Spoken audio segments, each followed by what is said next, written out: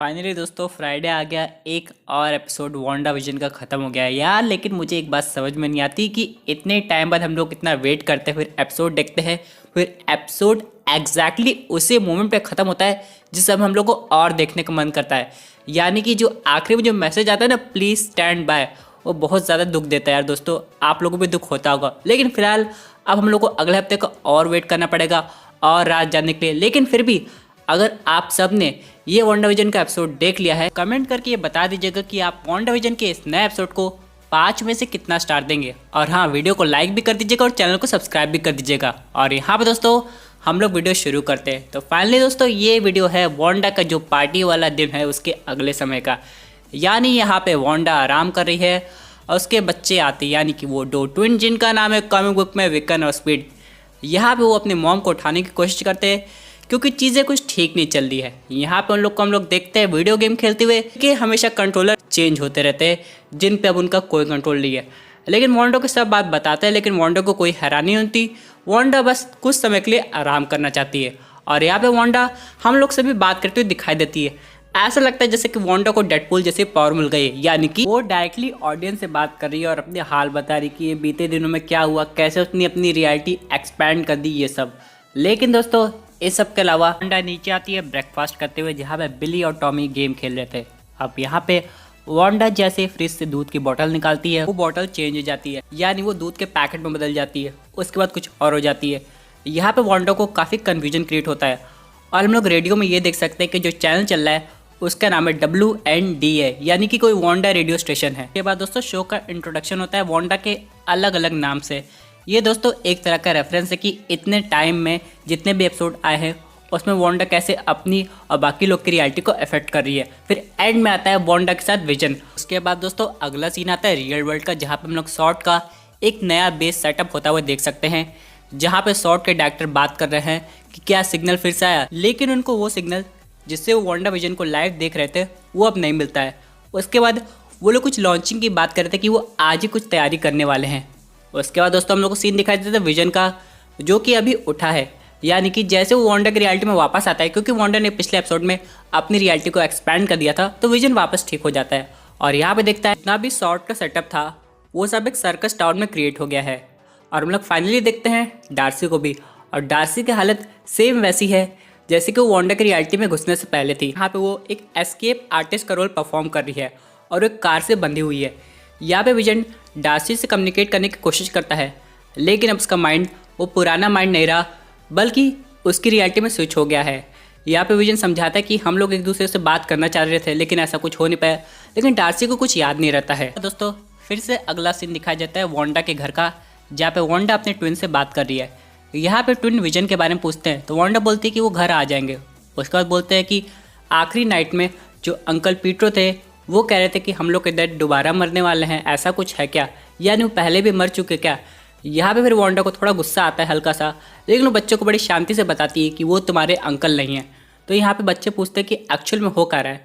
तो यहाँ पे वांडा हंसते हुए कहती है कि जो भी हो रहा हो मैं तुम्हें समझा नहीं सकती, क्योंकि मेरे पास भी कोई आंसर नहीं है, तो तुम लोग जो भी चाहो अज्यूम कर लो।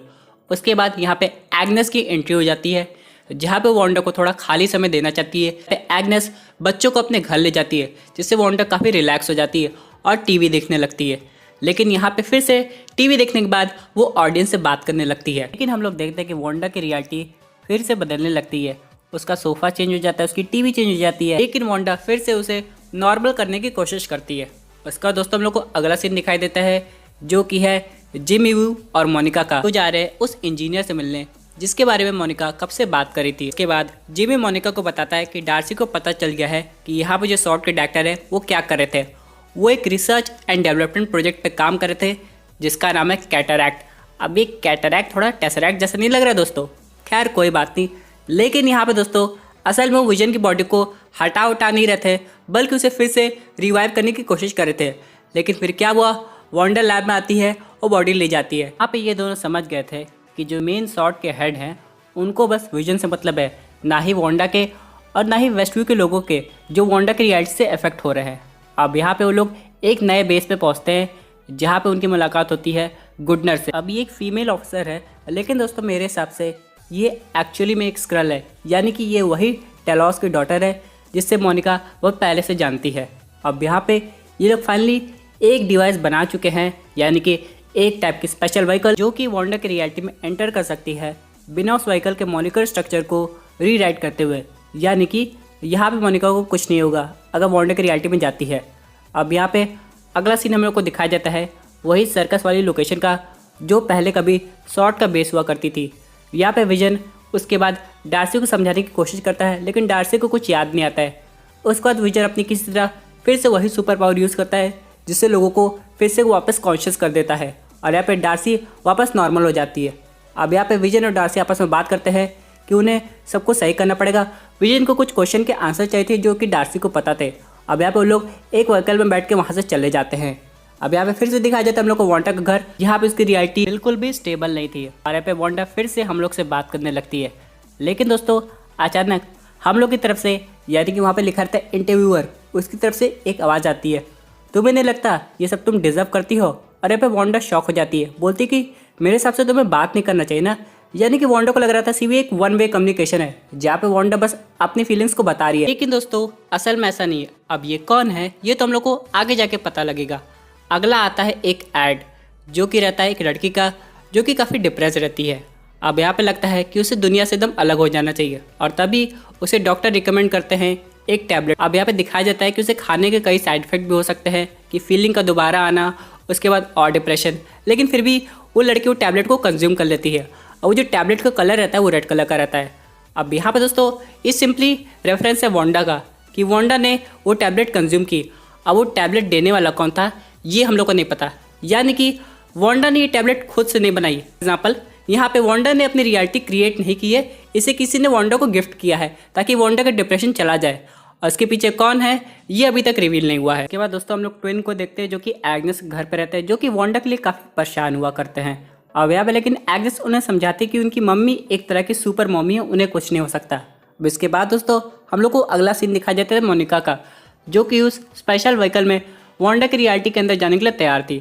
अब यहाँ पे जैसे वो व्हीकल लेके अंदर जाती है, यहाँ पे फिर से व्हीकल का मॉलिक्यूलर स्ट्रक्चर चेंज होने लगता है। यहाँ पे जिम्मी वो मोनिका को कहते हैं कि वहाँ से निकलो। यहाँ से मोनिका उस व्हीकल से जंप कर जाती है और व्हीकल बाउंस बैक होके आती है और हम लोग देख सकते हैं आधी व्हीकल वांडा की रियलिटी का पार्ट बन गई है, यानी वो एक पुरानी कार में चेंज हो गई है। अब यहाँ पे मोनिका के पास कोई ऑप्शन नहीं रहता, वो ऐसे ही चली जाती है वांडा की रियलिटी के अंदर। बाकी लोग उसे मना भी करते हैं लेकिन वो नहीं सुनती है और हम लोग देखते हैं कि उसके मॉलिक्यूलर स्ट्रक्चर में फिर से कुछ चेंजेस आने लगे हैं और उसके पास एक नई टाइप की सुपर पावर आई है जिससे वो एनर्जी फील्ड को बहुत अच्छी तरह देख पा रही है। बाद दोस्तों हम लोग देखते हैं डार्सी और विजन को जो कि वांडा के घर जाते हैं, लेकिन जब भी वो रास्ते में बढ़ते हैं उनका जो रास्ता है वो ब्लॉक हो जाता है। कभी कंस्ट्रक्शन होने लगता है, कभी यहाँ पे कुछ और लोग आ जाते हैं। के बाद दोस्तों हम लोग देखते हैं मोनिका को जो कि वांडा के घर पहुँच जाती है, जिसे देख के वांडा काफ़ी गुस्से में आ जाती है। वो मोनिका से पूछती तुम एंट्री कैसे ली और यहाँ पे कैसे है। फिर वो मोनिका पे अपना मैजिक यूज़ करती है और मोनिका को गिराने की कोशिश करती है, लेकिन मोनिका सेफली जंप कर जाती है और बैठ जाती है। यानी कि अब मोनिका के पास भी सुपर पावर थी। लेकिन तभी यहाँ पे एग्नेस की एंट्री होती है जो फिर मोनिका से कहती है कि तुम्हारी यहाँ पे कोई ज़रूरत नहीं, तुम यहाँ से जा सकती हो, और वांडा को अपने घर ले जाती है। उसके बाद फिर हम लोग अगला सीन देखते हैं डार्सी विजन का, जो लोग काफ़ी टाइम से वेट करते हैं। विजन ये डिसाइड करता है कि वांडा से मिलने ऐसे चला जाएगा, यानी विजन वहाँ से उड़ जाता है और डार्सी अभी कार में रहती है। उसके बाद हम लोग देखते हैं कि वांडा एग्नेस के घर पे है और वहाँ पे उसे काफ़ी चीज़ें वियर्ड लगती है।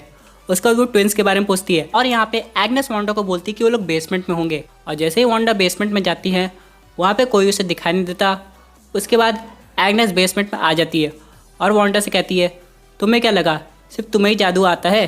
उसके बाद हम लोग देखते हैं जितने भी एपिसोड थे उसमें हम सबको लग रहा था कि वांडा सब कंट्रोल कर रही है, असल में वो एग्नेस थी। यहाँ पे वो वांडा को अपना रियल नेम बताती है जो कि है एगाथा हार्कनेस, यानी कि वो वांडा से भी ज़्यादा पावरफुल है और असल में ये सब के पीछे उसी का हाथ था। इसके बाद दोस्तों ये आज की टीवी सीरीज़ यहाँ पे एंड हो जाती है। दोस्तों वांडा जो ये सब बोल रही थी कि उसे नहीं पता ये सब वो कैसे कर रही है, असल में वो सही बोल रही थी। यानी इन सब के पीछे जो एग्नेस है वो वांडा को एक्चुअली में कंट्रोल कर रही है और वांडा को ऐसा लग रहा है कि वो सब कुछ काबू कर सकती है। अब यहाँ पे हम लोग को ये देखना है कि एग्नेस के पीछे क्या मेफेस्टो है या फिर एग्नेस ही इस टीवी सीरीज़ की मेन विलन होगी। तो दोस्तों ये थी एक अमेजिंग अपडेट जो कि रिलेटेड थी वांडाविजन के एपिसोड 7 से। आई होप आपको ये वीडियो पसंद आई हो। आपकी क्या व्यूज़ पर्टिकुलर टॉपिक पे अपने व्यूज जरूर कमेंट कीजिए। और दोस्तों अगर आप ऐसे सुपर हीरो कंटेंट एंजॉय करना चाहते हैं तो हमारे चैनल को सब्सक्राइब करके हमारी सुपर हीरो फैमिली का हिस्सा बन जाइएगा।